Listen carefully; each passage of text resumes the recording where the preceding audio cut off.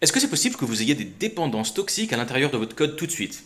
Bah, en vrai, ouais. Parce qu'à chaque fois que vous utilisez de l'IA pour fabriquer un software avec du vibe coding, l'IA va pas inventer le code, elle va toujours récupérer du code qui existe déjà, elle va utiliser des librairies, des paquets qui existent déjà en ligne. C'est comme ça que les codeurs ils travaillent depuis 50 ans. Tout le monde utilise 50 paquets qui eux-mêmes dépendent de 1000 paquets qui dépendent de 5000 paquets. En soi, c'est pas un problème, jusqu'au jour où il y en a un seul qui déconne.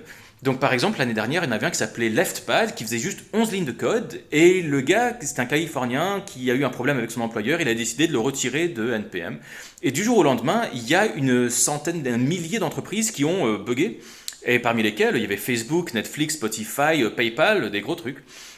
Et ça, c'est uniquement dans les cas où un paquet est retiré.